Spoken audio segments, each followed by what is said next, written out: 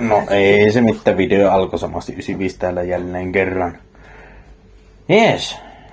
Täällähän näkyy, että mitä täällä taas tänään testataan.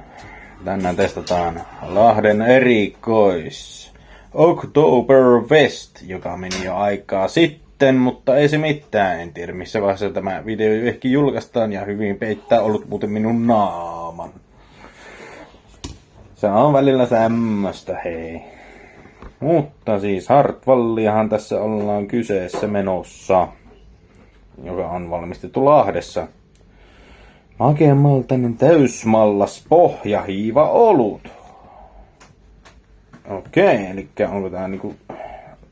Ehkä sarjassa saattaa mennä jopa IPA-luokkaan. Eli täällähän näkyy sitten vielä humalat.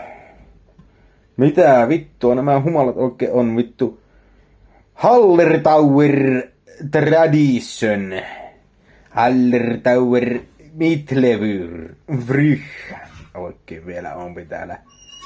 EPC 12 ja EPU 20. Tarjoulun lämpötila on 6-8.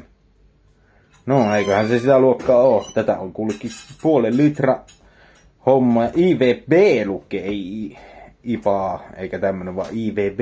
Että miksiköhän senkin oluen sitten sanoo. 5,8% on alkoholipitoisuutta. Täällä vielä erikoista hyvää Oktoberfestia, maistakaa niin mielistytte. Mielistytte, vittu, että miten hienosti kirjoitettu. No, eikä sinä sittenhän se lähdetään korkkailemaan kuule täältä. Damn. On kuule Oktoberit mennyt aikaa sitten tosissaan tässä, niin. No semmonen pikkunen IPA-vaihe täällä on, mutta se on IVB jostain syystä. Elikkä mitähän se IVPkin nyt tarkoittaa näistä oluhommista.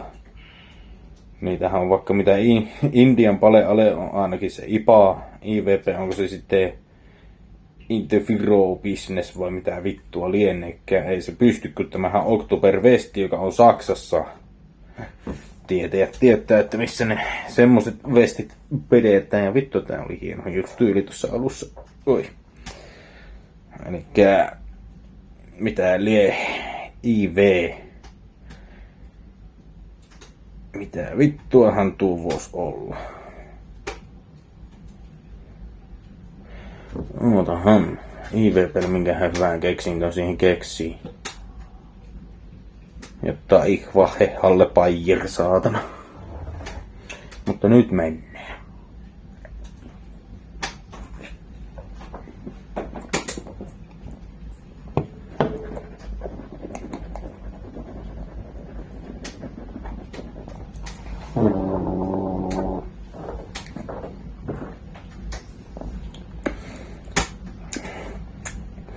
Tämä on olutta.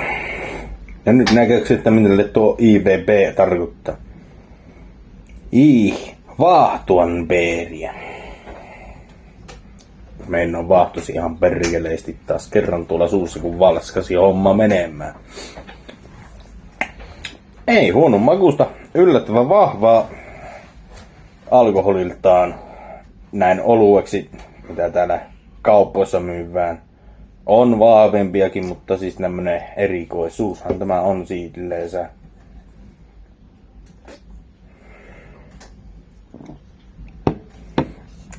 Ei huono.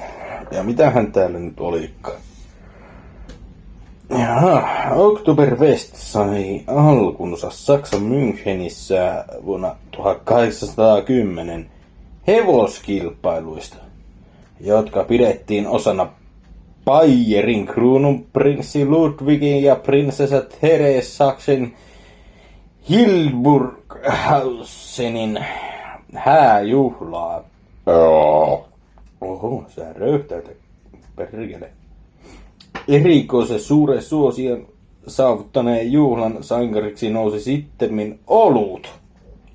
Oho, olut on sankari. Hiropeer. Josta Oktoberfest tunnetaan tänäkin päivänä. Kyllä, olisi varmaan joskus kiva käydä Saksassa Oktoberfesteillä, mutta vittu siellä on niin paljon porukkaa ja minä olen saatana introvertti autisti, että ei ehkä ihan innosta semmonen. Että olisi kyllä kivaa käydä. On semmonen ehkä mielenkiintoinen juhlapaikka. Mut se lössin määrä olisi ihan vitummoinen. Ei, siitähän tälle oluelle nimi tulee. IVP, ihan vitummoinen beer. Höhö, vittu tämä on nero. Äijä.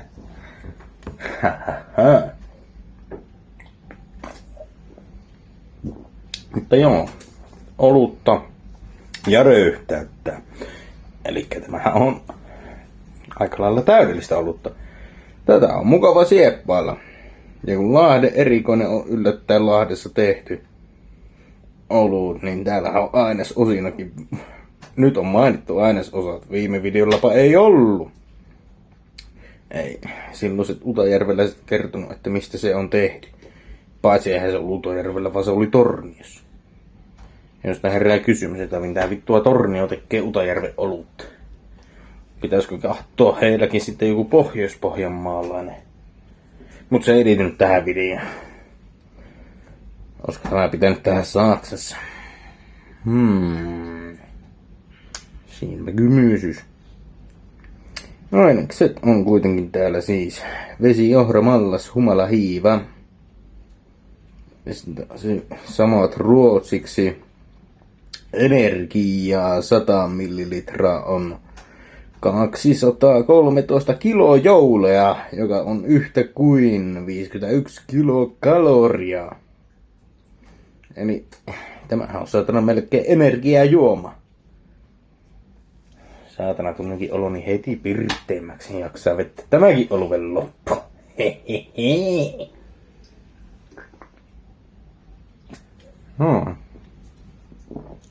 Hyvää olutta tämä on. Täällä sitten ei ole kyllä varoituksia annettu kellekään. Hetkinen. Nyt kun tutkailen tätä olutta, täällä on erikoisen hyvää Oktoberfestia. Maistakaa. Niin mielistetty. Tämä on tämä juttu. Mutta se mikä oli se minun pointti tässä nyt, että mitä en havainnut täällä. Tämä olut ei ole vegaania. Eikä gluteenivapaata. Eli tää on käytetty ilmeisesti lihaa. Onko se ihmislihaa? Vaiko vain eläinlihaa?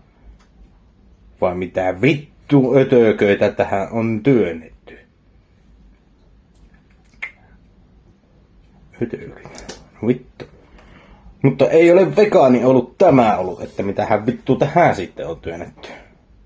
Siellä on saatana jyviä sekka muutama jauhomato työnnetty jostain syystä. En minä tiedä miksi jauhomato, mutta vittu ihan sama mikä mato siellä on, niin kyseenalaistan kyllä hommaa. Kun eikö loppupeleissä oluen pitäisi olla aika vegaania. Kun ei näissä ainesosissa, niin vittu ei täällä niinku mainita, että mitä eläintä tänne on työnnetty. Perkele, pitääkö pistää lakialoite, että minä haluan tietää, että mikä saatana eläin sinne on uhrattu, että minä saan olutta. On se varmaan ihan mukava muidenkin tietää.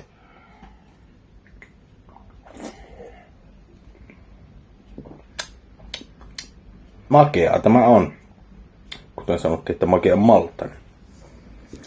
Ei siinä. Hyvää lihaisaa proteiinipitoista olutta.